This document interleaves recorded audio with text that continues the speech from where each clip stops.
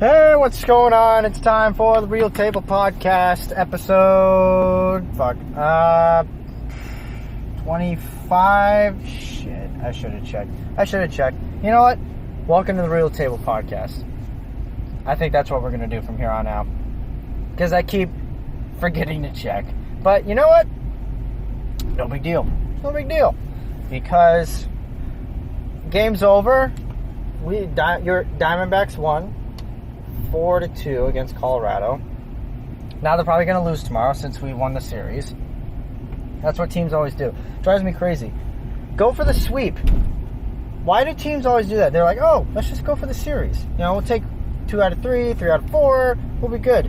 No, you won't, because if you miss the playoffs by 2 or 3 games at the end of the year, well, guess what? Those 2 or 3 games, you know, you can maybe look back in April when you're like, the game, we took the series, you know what, whatever. So I hate that mentality. Don't just win the series. Go for the sweep. Look, if you play a 4-game series and you win the first 3, why wouldn't you try all out to go for the sweep? I'm not saying teams are trying to lose or whatever, but they go, oh, we already took the series. No, go for the sweep. Show no mercy. It's a mentality I've seen in all sports. Hockey, they just want to, split the series. Or, not series, but if they go on like a 6-game, I don't know about 6-game, but if they go on like a 4-game road trip, they just want to split it. Why do you want to split it? Hockey's a little different than baseball since there's only 81 games. But seriously, try to win every game. Alright, look, if it's 18-0 in the 7th inning, yeah, I think the game is over. I get it, alright? But still, just try to win every game, okay? That's my opening 2-minute monologue. Just don't go for the series win. Go for the sweep. 2, 3, 4 game, whatever.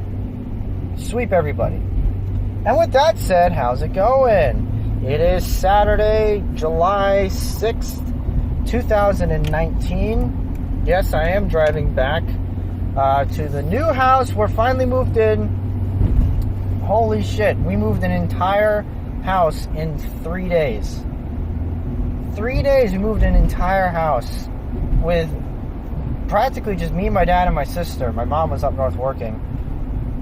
She did move her things, though. So she did, help out. It wasn't just the 3 of us. But so we practically started moving the house on Wednesday and finished by Friday night, like an hour before our deadline. Or like even less than that, maybe like 45 minutes before the deadline. It was a lot of fun. Actually, no, it was not a lot of fun. It was very long days, because on the days we moved, every single night I worked at the other jobs. So I would get up at like 6:30, be at the house at 7, and just start and just move constantly, taking loads back and forth until 4:30, and then I'd go to my other job, get off, and then either take 1 or 2 more loads or go hang out with a friend or 2, and then that would be the night. It was insane. It was pretty tense. My dad bought a U-Haul, and we're loading stuff in it. There were times where it kind of got a little tense, but we're moving houses in the middle of July in Phoenix. Well, not middle, early July, whatever. It's not very fun. In fact, the part I didn't think about this, but when you haven't moved or touched anything in like 3 years and you go to move it, it's very dusty. So most likely I breathed in a lot of dust, and I'm really surprised I haven't gotten sick or anything. But anyways, kind of had a funny little incident happen. I don't know anything about bees. Okay, I know there's that meme out there of the fuck bees or whatever. I don't really know what that meme is or what it's about, but it's funny. But anyways, we were at the old house we were moving. My dad comes in, and he got stabbed by a carpenter bee. Like I said, I don't know anything about bees. If you were to ask me 3-4 days ago, what's a carpenter bee? What do they look like? I couldn't tell you. I don't know anything about bees. How many times did you know that I know nothing about bees? It's not like I've said it about 5 times already. But anyways, so he comes in, and it stung him under his shirt, but like on the right side of his chest. Then that's, jeez, you know, you get stung under your shirt. There's something more unnerving when you get stung by a bee that flies into your shirt, rather than if it had just stung you through your shirt, or if it just went up to your hand. If it goes under and into your shirt, it's not stabs. The fuck was that? Stabs you, or stings you, sorry. That's more unnerving, because, you know, you sting it, or it stings you, and now you're panicking, frantic, because you don't know what the hell just happened. So you're like swatting at yourself, like punching yourself in the ribs, going like, oh my god, I think I just got stung by something. You know, that doesn't solve anything. That makes the bee just fly around quicker. Man. So anyways, he comes in and he like lifts it up, and it's like, dang, really? So then the next day we had to go out to the backyard. Voice crack. We had to go to the backyard, and we had to move all the tools. That actually was, I mean, lifting the furniture inside was not fun, but I think the tools was like the lamest part of moving, because there's just so many, you know, tools lying around, big and heavy, and then just small, and you have to get them all. I didn't mean for that to rhyme. So we're moving stuff, and then he goes like, oh, that's where I got stung. He's like Bill Murray in Ghostbusters. That's the one that got me. That's the line he says in the movie. So he points over, and he's just like, yeah, there's like a hive or something over there. No, just be careful. And I look over, and I see like 2 or 3 just kind of just mad chilling, just, you know, no one's flying. I see like 1 in the back, 2 on the ground. And we're moving stuff, but we have to get close. There are a bunch of tools on the wall, so we have to go over there. So there's like 2 or 3 on the ground. And he walks over, and he's like, oh, I think I can get one. So he starts like walking over. And I say to him out loud, he heard me, I wasn't that far behind him. I said, don't walk over and, you know, step on them, you're going to make them mad. So sure enough, he goes over, and he steps down, he kills 2. 1 flies at him, just starts going after him. I have not seen my dad run that quick or move that fast in years. I mean, he literally went from point A to point B, which is like maybe 20 feet in the blink of an eye. I've never seen him move that quick. And as he's moving, running away, he's just going like, yo, dude, this thing's coming after me. What the hell? And he's like, kind of like screaming. He's like, what is that? What is that? And then he's like, all right, let's get this table. Let's go. So I go over. Now this bee's coming after me. And I drop the table, and I just running around, because I don't want to get stung after watching his battle scars. So the thing finally flies away, and then we load the table up. And we're like, what are we going to do? There's a whole wall of tools right there, and you got like the New York City of carpenter bees right over there. Where, I mean, God knows how many there were. We only saw like 3 or 4. But as we stood there and watched, we saw like, I probably saw maybe like 6 or 7, maybe 8 in total walking around over there. Yeah, it was not fun. It was not good times. But anyways, I left, because again, I was working, so I had to leave. And my dad texted me, and I'm at work. I'm asking other guys. I'm just like, hey, do you know how to kill carpenter bees? Do you know anything about them? And one guy, he's just like, oh yeah, my friend is an expert on bees. So you just need to get some soap and water. And I'm just like, what? And he's saying it with confidence, so I guess he knew what he was talking about. So he tells me this, and it's getting to the point where I'm like going on Google and YouTube, like, how do you kill carpenter bees? And I found a couple of things. I'm just like, this is going to be awful, trying to not just move furniture and all these tools in a quick manner, because we got to get out of there, but now we got to worry about getting stung. So I'm thinking to myself, I got to tuck in my shirt, wear like a long sleeve jacket or something, maybe even wear some glasses, because I don't want to get stung. I mean, who wants to get stung? I've had people tell me, I had somebody tell me a while ago, a long time ago, they wanted to get stung by a bee, so they went over and grabbed a bee in midair and just shook their hand up so it'd sting them. And I'm like, why did you want to get stung by a bee? And they're like, I just want to see what it felt like. And I'm like, okay, you do you, man. I don't want to get stung by a bee. Sorry, I just don't roll like that, you know?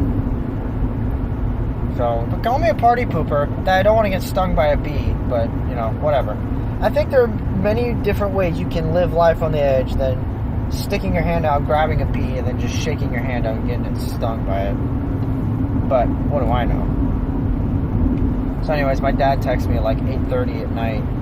He's just like, hey, oh no, he called me. No, it was at 9:30 at night. He's like, hey, I killed all the bees. And I'm like, really? And he was like, yeah, I found this thing. I found this liquid that electrocutes them, but it's like this liquid form. And they would like, you know, I'd spray them, a couple flew away, but they didn't come back, and yeah, I got them all. Apparently, like, there's some a piece of insulation laying on the ground, so he like looked behind that, and that was where like all the larvae and the eggs were. Oh god, it's disgusting. Nature's disgusting. Like, I'm sorry, yeah, nature's got some pretty cool visuals, but nature's pretty gross and pretty disgusting if you ask me. It's kind of like childbirth, when like people out there say how beautiful it is when a child is born and blah blah blah, and it's like, no, it's fucking disgusting. I haven't even seen it, you know, but everyone I talk to, like all the dads and everything, they're just like, yeah, it was pretty fucking disgusting. The beautiful part is after it's all done and you get to hold your kid for the first time. That's the beautiful part. Before that, it's kind of like PTSD. I don't want to see that, because also you're gonna have sex with her again, and you just saw that thing expand way farther than you would have ever imagined, and then it closes back up. So now get back in there, soldier. You know, take one for the team. It's like, hold up a second.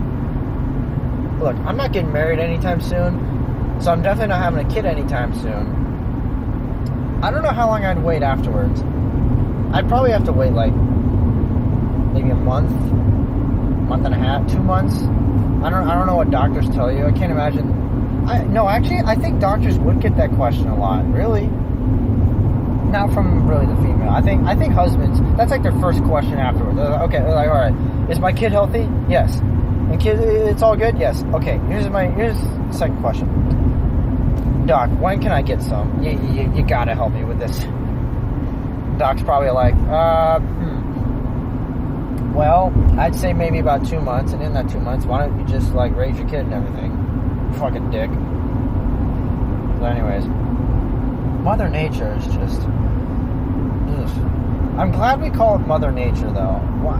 I don't know why we call it Mother Nature, but I'm glad it's definitely not Father Nature. Because if we called it Father Nature, everything would just be a joke. It'd be like a dad joke. Alright? We know moms are like, you know, more intense. They get the job done. So I'm glad we call it Mother Nature. I mean, seriously, moms are like, they know how to get shit done. Alright? Why the fuck are all these motorcyclists speeding by me? Bro, what is this? Fast and the Furious? What the hell was that? I didn't know Tom Cruise was in Phoenix filming Mission Impossible 88. Lost in New York. Get out of here. Why is he lost in New York if he's filming in Phoenix? I don't know. Maybe that's the mystery. Maybe that's the mystery of this movie. Mission Impossible 88. Lost in New York. Plot synopsis. Tom Cruise, after collecting welfare... I don't know why Tom Cruise would be collecting welfare, but anyways, he does, and now he's got to figure out why this movie is being called Lost in New York, but it's set in Phoenix. Oh, I know why. It's because he's old and he's got dementia. I don't know. I think that joke ran its course, but still, what the fuck was that? I was ranting about Mother Nature, you assholes. Sorry, I think of those 4 motorcyclists, I think only one of them passed me fine. All 3 others were just being complete douches about it, so whatever. Fuck me, I guess. But yeah, as I was saying, moms know how to get the job done, okay? Which is what I never understood about, like, men are the, men have to go out and work and do all this shit, and the mom has to just stay home and be a stay-at-home mom. Why? I never understood that. Why? Back then? That's what they did? So you're telling me there were a bunch of households that just had the dad working, that was it, and they could have had more if the mom was working? The fucking... Really? I don't know. I gotta read up on it, but I just never understood that. And even today, some guys are like that. It's like, no, the guy has to be the one to do all this shit. It's like, what does the wife do? She's like, well, the wife is there to kind of just clean the house, and that's it. I fucking hate that. Yeah, I fucking hate that. And I also fucking hate how I talk to a bunch of girls and they just say, like, they work from, like, the day they were born, they just work and try to get a damn promotion or raise, and it takes them forever. Meanwhile, Gary in accounting just gets raises left and right. Why? I don't fucking know. The guy's not qualified, so why is he getting all these raises? This sucks. It really does. And look, there are issues that women deal with that I know nothing about, okay? I know about them, but I don't know about them, if that makes sense. I know it's like the pay gap, all these other things, like abortion. I know what those are, but I'm not a woman, so I don't know what it's like. Hence the fact that you are going to have to explain this shit to me. Naturally, if you say something and I ask you a question, don't get mad at me. I'm asking because I don't know. Why? What is that? If I was mad at something or frustrated with something, people were asking me about it, how it works, why would I get mad at them? Yeah, you're going to have to explain it to me. I don't know what it's like to have to worry about having a buddy system, going to the bathroom with a female to talk about, hey, you get a good vibe from these guys? Probably not. We should probably bail. All right, let's think of an escape plan. I don't know that shit. Guys don't have the buddy system. Guys are getting picked up left and right. Walking back to the car from a shift at the movie theater. They get kidnapped. It's like, yeah, that's a shame. I really like Gary. Oh, well. Yeah, we got 5 other guys lined up to work. Yeah, we'll deal with it. I don't know. And there are some things that I don't get where it's like, when it comes to this, we have to do it. But when it comes to the other, it's like, yeah, well, what the fuck are you gonna do? Like, don't get me wrong. It's a shame that this happened. So are we gonna do anything about it? Nah, probably not. Like really, I remember when I worked at the movie theater, they said that. They're like, all right, no girls allowed to walk back to their car alone. They need another guy. And somebody was like, well, what about guys walking back to the car by themselves? I'm like, they're fine. It's like, okay, I can't wait to have a guy like disappear or get abducted, and you have that same attitude of like, hopefully the guy's fine, he's a dude, so naturally he's the toughest guy ever, right? All guys are tough, they can defend themselves. No, clearly not. Have you not heard of this thing called a gun? Or a knife? Or whatever? Basically the same exact thing that are used to, abduct women and everything. Yeah, the same thing happens with men, okay? It's not like with men get abducted just by their fists or fisticuffs. No. There are weapons involved. But like I said, there are just some things, yeah, you're going to have to explain it to me, okay? And don't get mad that I don't understand. You don't know what it's like to have a dick. You don't know what it's like to, just be sitting, watching something, and you look down, and you got, soldiers standing at attention, and you're like, dude, I cleared you 5 hours ago. What are you doing here? I'm watching TV, right? I'm watching The Office. I'm watching Steve Carell be weird. Why are you here? Get out of here. You don't know what that's like. You also don't know what it's like to have that in a public place. And you have to get up and sharpen your pencil or whatever. And you're not even thinking about anything. It just happened. It has a mind of its own. So don't sit there and tell me how to deal with it when you don't know what it's like to have one. Like, I'm not going to sit here and tell you what to do when you have period cramps. You wouldn't want to hear anything like that from me. I'm telling you, man, Bill Burr makes some great points. Because he said, like, the exact same thing. And once he said that, it really kind of, like, oh, jeez, it made me open my eyes. Why is it that, like, there are some hardcore, like, feminists out there that can kind of tell guys what to do with their own issues, but guys cannot ever do the same thing that they're doing with women? Why is that? You don't know what it's like to have a dick. You don't know what it's like to sit on your balls. It's pretty damn uncomfortable. Or you have to adjust. When you see guys kind of like shake their leg, they got Jimmy legs for a second. You don't know that we're not just doing that shit for fun. We're doing it because it's fucking uncomfortable. You know, things are shifting around down there. We have to, like, shift it back. So why do you get to stand there and tell me what to do or how to deal with it? What, am I going to sit here and tell you how to deal with, you know, giving birth? No. So why do you get to do it? I don't know. But when I heard him bring up that point, it's like, you know, yeah, why is that?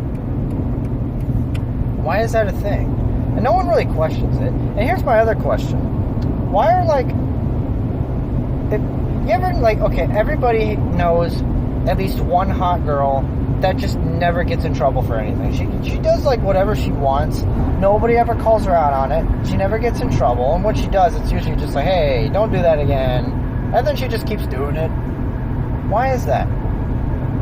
Why are, like, super hot girls never held to, like, anything? They literally have to, like, go out and kill somebody, and it's like, okay, come with us, you're in trouble.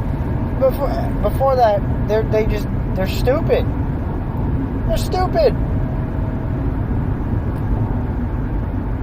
It's like, seriously, I was thinking about the other day.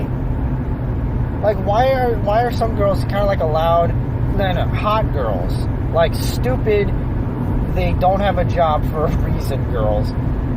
And like I said, everybody knows at least one woman in their life that is really hot but really dumb, to the point where you understand that they need a guy because they don't know how to open the toilet lid or seat, sorry. Also, you tell them, you have to remind them, hey, don't fall into the toilet. I'm talking like that stupid of hot girls out there. And they can kind of just do whatever they want and get away with it. They can cheat on a guy. It's like, don't do that again. It's just because they're hot, you know? Even hot guys out there are held to some sort of, you know, standard. I think I said this on the last podcast, or one of the last ones. But it's like, when a guy cheats on a girl, he's like the lowest piece of shit ever. But when a girl cheats on a guy, it's like, yeah, she's a piece of shit, but clearly the guy did something. You know, the guy, like, didn't give her attention. The guy did something, right? It's like, no. What if she's just a piece of shit? What if she just cheated on him because she liked this other, you know, guy? She met this other new Chad and wanted to, you know, jump on him. Why is that never an option? Why is it always, yeah, but the guy did something. The guy must have done something. No, the guy didn't do anything. This guy, Nick, was a great guy. Everyone's trying to blame, you know, any guy out there for anything. Like, really? It's like, what did he do to make her cheat on him? It's like, what do you mean? Why does he have to do something? What if that guy was doing everything? What if he was, like, giving it his all? And then now you're getting into the territory of, like, well, then nothing a guy does is perfect or enough. So I don't know. I really don't know. But again, like, you know, with these, I just see it all the time. Like, some of these women out there that, like, they either don't have a job, and then you go, like, how do you live? Dude, I have to have a job. Normal people have to have a job because we don't have any money coming in. So where do these, like, extremely, like, hot girls get their money from? Even if they're using, you know, Dominic's card or whatever, even that guy's got to have some sort of a limit. Like, okay, you get $50 this week or whatever. You know she's going to exceed that. I mean, come on. But who's the real idiot there? The woman or the guy? I feel like in some cases it's the guy, because it's like, you know You know, you've read the scouting report. You know she's not good, so why did you do it? Why did you do it? It's because she's hot. That's why guys make terrible leaders sometimes, because they just do things based on the surface. Guys make rash decisions. Am I Sean Connery? Decisions. Guys make decisions based solely on the headline. It's like, oh, this? Alright, well, you have to do that. That's it. That's it. Well, women will dig deeper, but that can also get them into trouble too. I've always said, men get in trouble because they say something, women get in trouble because they don't say anything. It's almost like, for a guy, it's like, you know, that problem could have been avoided if you had just kept your mouth shut. And for women, it's like, you know, that problem could have been avoided if you had said something instead of just saying nothing. Why didn't you say anything? Well, I was hoping, you know, maybe he would have not done it. And then you ask the guy, and he's just like, well, if she had said something, I wouldn't have done it. So you go, okay, now we know. So that's like one of the biggest differences, in my opinion. It's like guys just need to just shut up. Just don't say anything. Just don't say anything. Okay? You know how many times I got myself into trouble just because I opened my mouth or asked a question or said something? It's like, and then I go, why the fuck did I say that? And then, like, you know, like women, but women are smart. They never talk about this. Women never talk about, like, their mistakes or imperfections. That's all that guys ever talk about. That's how guys bond. I made that comment a while back. I think it was last year sometime. I was talking to somebody. I was just like, yeah, guys bond over, like, depression, things that make them mad, teams that they hate, you know, stuff like that. It's a bunch of negative things that turns into a friendship. And of course I told this to a girl, and she's just like, that's weird. I'm like, well, what do girls bond over? And they're just like, I don't know, things we like. And I'm like, there you go. Guys bond over things that they both dislike. Oh, you hate the Dodgers? Yeah, me too. Bro, let's be friends. Oh, you like video games? Bro, let's be friends. Oh, you like shopping at Bash's too? You know? Stuff like that. I'm sorry, that last one should have been, oh, you don't like shopping at Bash's.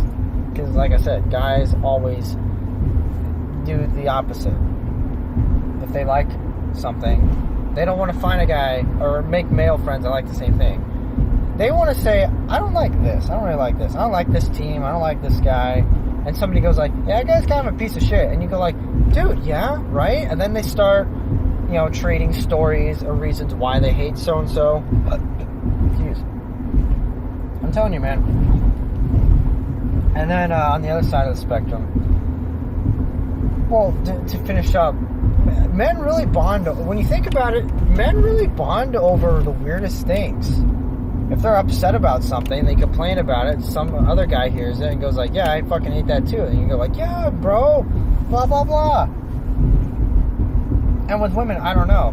But like I said, women don't talk about their imperfections. And when they do, it's usually just with like one or two other girls. That's it. Guys aren't allowed in on those conversations. I get it, rightfully so. But you hang out with a group of guys, they're going to talk about things that they don't like. And another guy's going to be like, yeah, I went through that same thing. Fucking hate that, man. And I feel like women say, I don't like this, I don't like that. But no other girl ever steps in and goes like, yeah, I feel the same way. It's always just like, yeah, Becky said it. She's on her own. When in their head, it's like, yeah, I'm going through the same thing. Women cycle through friends like no other. I swear to God. Women go through friends quicker than the Washington Nationals change their managers. I swear to God. They really do. 1 second, so-and-so and so-and-so are like the bestest of friends. And the next day, they're not talking. And it's never for a good reason. It's like, hey, why aren't you guys friends? It's just like, nah. Just don't like her anymore. It's like, really? That's it? Nothing happened? And if something did happen, you find out, you're like, fucking, really? That was it? And with guys, it's the exact same thing. You know, but with guys, it's always like one thing, one small thing starts it. Like, yo, I'd let you borrow my copy of Call of Duty Black Ops 2. Can I have it back? I don't have it. Yeah, I gave it to you last week. No, I don't. You never gave it to me. I don't have it. Yeah, I gave it to you. I remember I gave it to you. I remember we went to fucking Barrows, and then you came over, we played, and I let you keep it. No, I didn't. But yes, you did. I remember. I gave it to you. You said, thanks, I'm going to play this. No, I didn't. You're thinking of somebody else. That's what it is. And then that one little thing will turn into, that guy's a fucking asshole. And then you build on it, build on it, build on it. A lot of guys' friendships will end over petty shit like that. Or, you know, classic guy will, you know, make another guy look bad or embarrass him in front of like a girl he likes or just in public or whatever. Call him out on social media. Man, social media has claimed the lives of so many friendships. I don't even really post anything on social media anymore. There's no point. I'm going to offend or piss somebody off just because I say, yeah, Diamondbacks beat the Dodgers. You know, suck it, LA. You know I'm going to get fired from a job or whatever saying that shit. You can't really do or say anything. To the point where you're just like, I'm just taking a step back. I'm just gonna sit back and just relax. Also, there we go. Did my phone even charge? Oh, it did. Wow, it did. Interesting. But anyways, yeah, man, social media is just kind of like, what are we doing? What are we doing? Where are we going? And what are we doing? I don't know. You see, like, athletes, they have social media, you know, they have like a Twitter account. I kind of like it to an extent. It kind of extends the trash talking. But at the end of the day, it's like, oh my God. Kind of like recently, within the past few years, the athletes that come out, because we want to get people in trouble. Everybody loves getting somebody in trouble. I swear to God. It's like society nowadays gets off to getting people laid off. Bam! I accidentally came up with a new thing. People get off to getting people laid off. Bam! I'm actually somewhat proud of me for saying that. Alright, I have my moments anyways. So anyways, these athletes, they're young ones, like 24 now. So back in the day, they were 18, 19. Recently, and I'm going to use baseball here because I follow baseball. I don't follow football or basketball. I'm sure it's happened with them. Maybe even hockey. But these athletes, and it's always so funny. It's always these young white kids, like 23, 24 years old.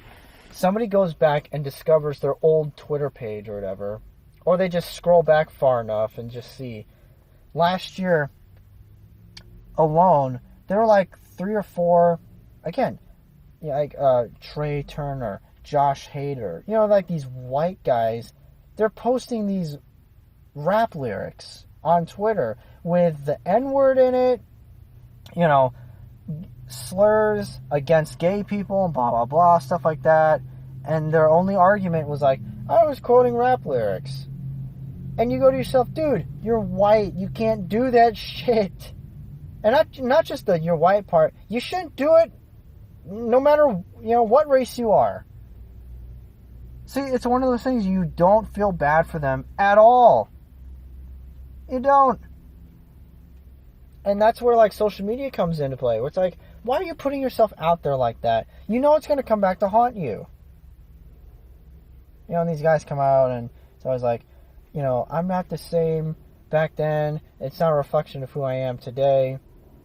And that's such a weird statement because, yeah, that actually does have some weight to it. I know there's a bunch of people that say, no, that's not true. But let me extend something to you, okay? Alcoholics, drug addicts. They can say that, and it means it. It's not a reflection of who I am today. In a sense, yes. In a sense, no. Yeah, they drank a lot and did a lot of drugs. They learned from it, and because of that, this is who they are now. So it is, and it isn't a reflection of who they were then and now. So yeah, in a way, that line does make sense because, like I said, in a sense, it doesn't reflect who you are today because you've matured, you grew up, especially if it was like 5-10 years ago, or if it was like 20 years ago, you know?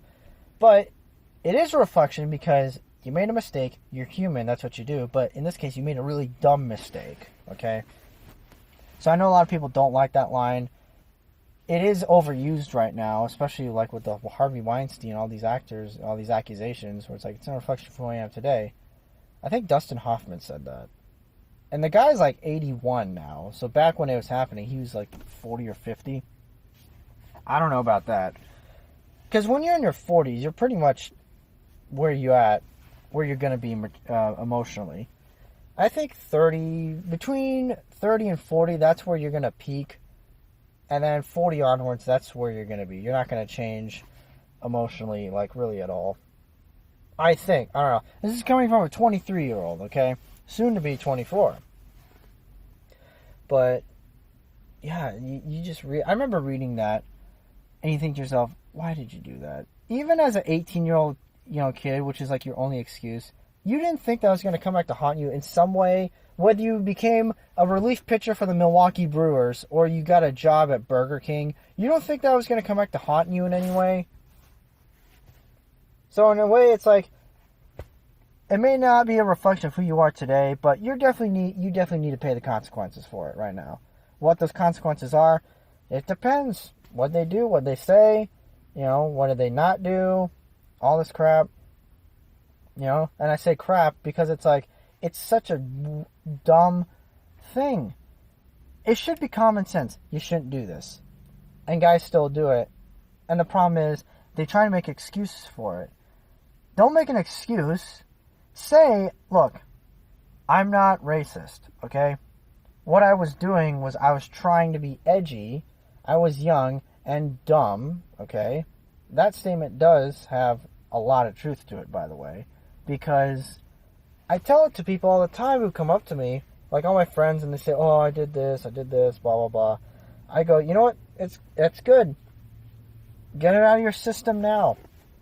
Get all your dating bullshit out of that. I'm not going out with him, he's too nice. Or I'm not going out with her, she's taller than me. Fine. Get that out of your system now. Because when you're 33 and you're still single and you're still living by those standards, you're going to be single for a long time, man. Okay? And I'm not going to say you need to settle. Don't settle.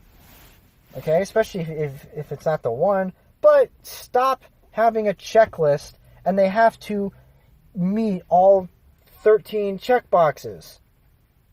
You're telling me if you meet a guy and he's like nearly perfect, you just don't like, maybe you don't really like his job that much, that you're not gonna go out with him because of that? You're gonna let this guy aside. You're gonna let this free agent walk and potentially leave and go and join another franchise and turn that franchise into a winning team just because you think you have a better chance in the lottery? That doesn't make any sense. Like, seriously. And this is not settling. This settling stuff. No, it's not. I'm talking like this guy or girl is nearly perfect. The one blemish is like a tiny thing. And maybe the job thing's not a great example, but I didn't want to say something like, you don't like his shoes that he wears. Anybody who breaks up with somebody because of what shoes they wear, I hope you get diarrhea, because that's ridiculous.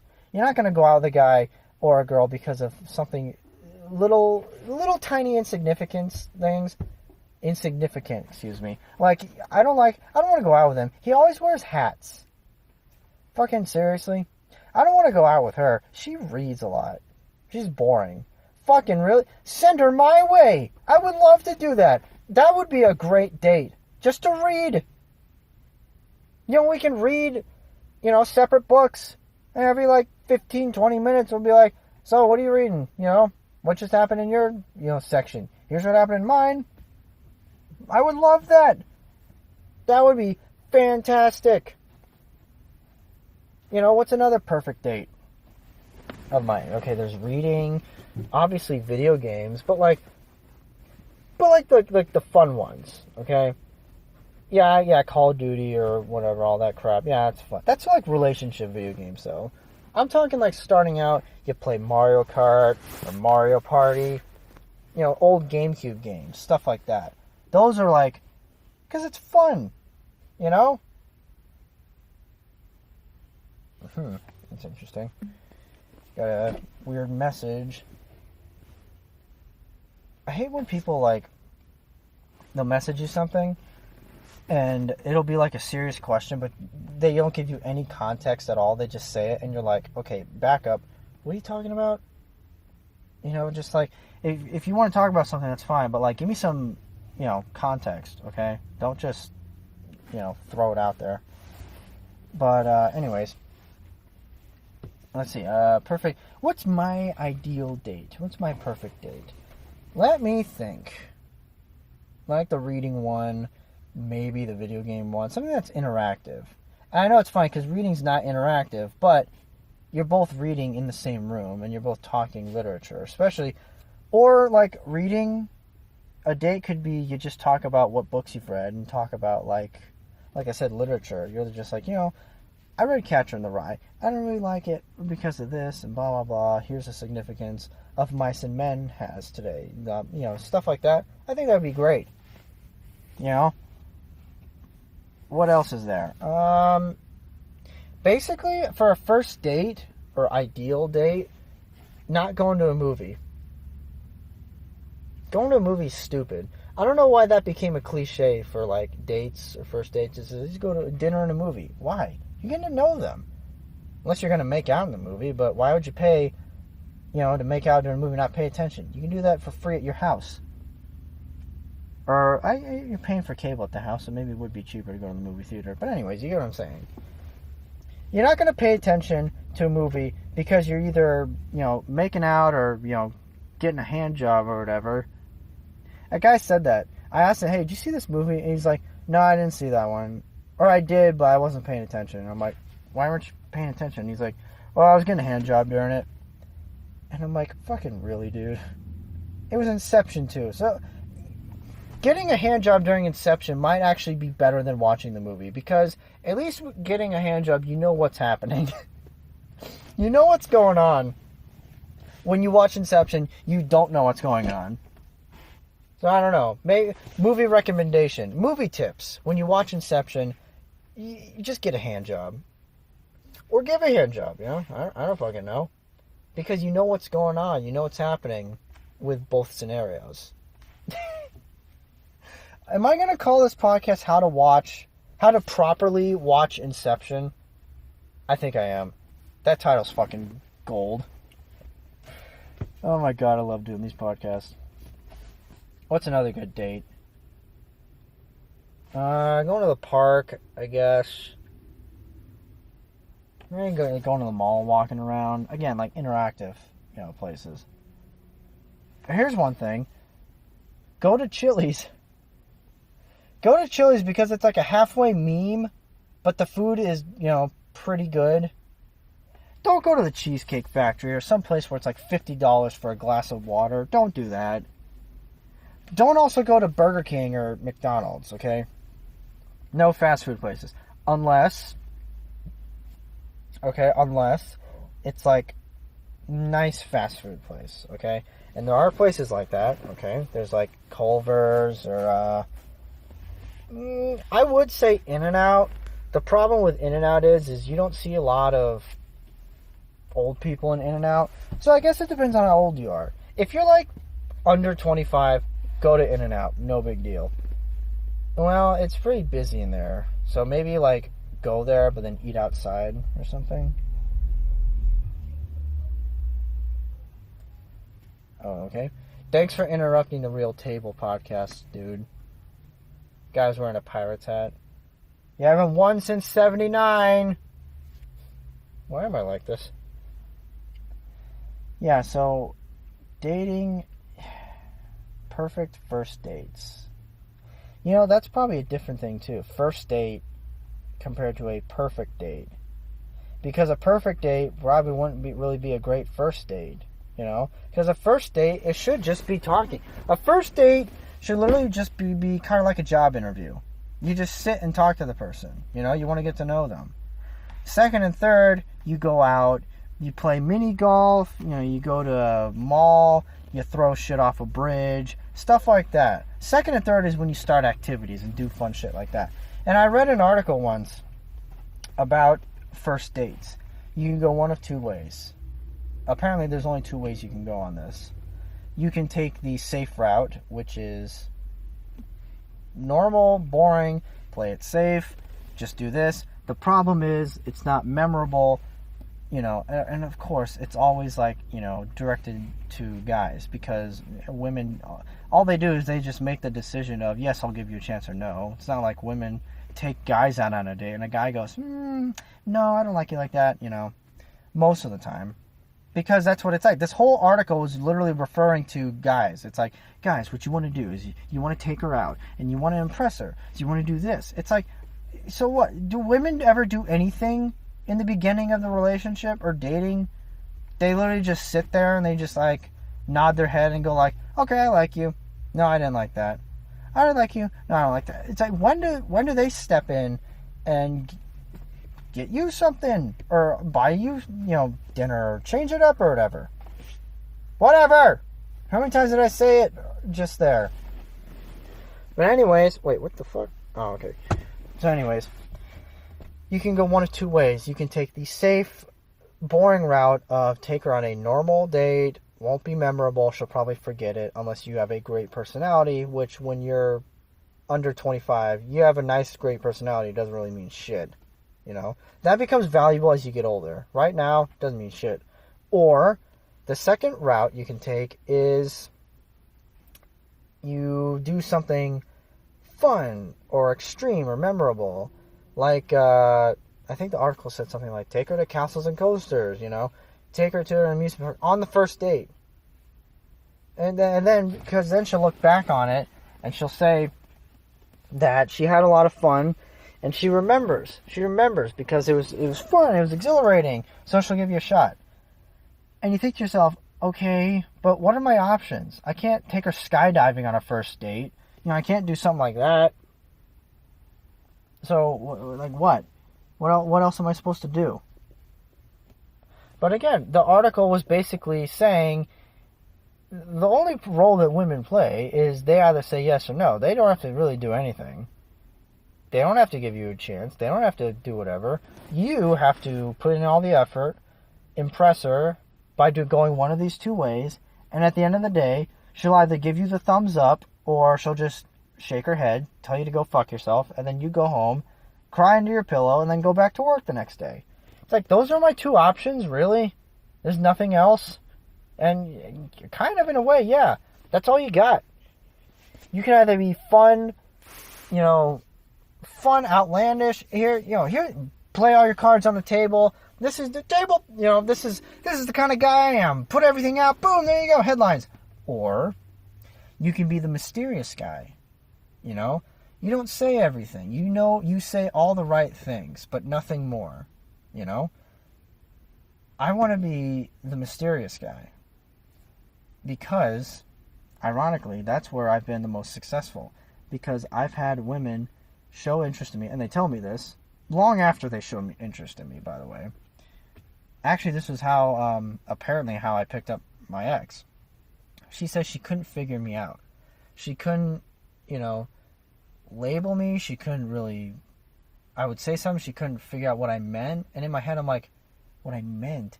What are you talking about? But yeah, women like mysterious guys. I don't think men really like mysterious women, though.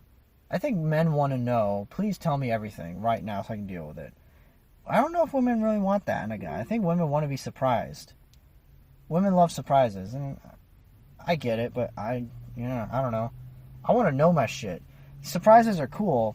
I like surprises when they're in the sports world. Other than that, not really. I don't get too many surprise birthday parties, so, I guess that would be cool. But, other than that, I don't know. Well, I'm gonna have to fucking wrap this up. in a couple minutes so I can meet my deadline at midnight and then unload some of the stuff in my car. I got some stuff left over in here from last night. I didn't even unload it. I was so fucking tired. All I took out was the lamp, and that was it. That's all I took out. But anyways, it's been fun. Slept over a couple nights. I gotta go buy some pillows, because right now I'm borrowing some pillows, and they just sink down. I'm like laying flat on my back. It just doesn't feel right. But I like the room. Unfortunately, it's all clogged up, so I can't really have anybody over because there's literally no room. There's barely enough room to walk to and from the door to the bed. And that's it.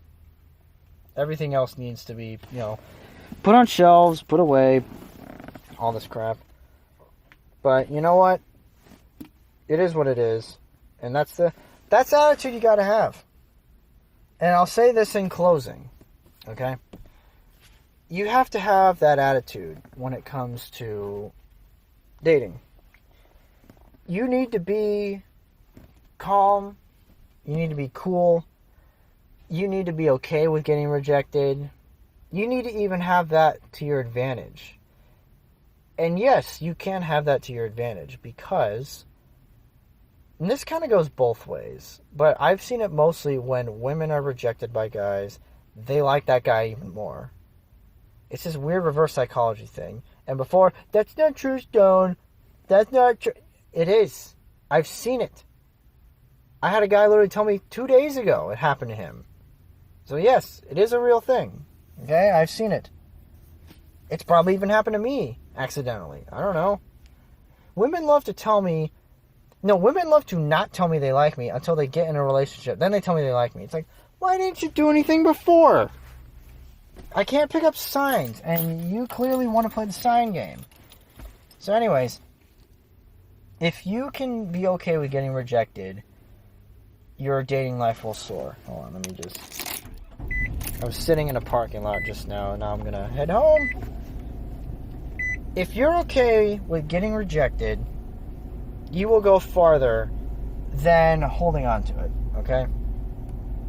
If someone rejects you and you go, all right, and that's it, that's your only reaction, I guarantee the other person will like you eventually. May not be right off the bat, but they will come around, okay? And with that said, that's the Real Table Podcast. Thanks for tuning in. I'll see you guys on Wednesday. Have a good rest of the weekend. Be safe. And I'll see you then. Bye.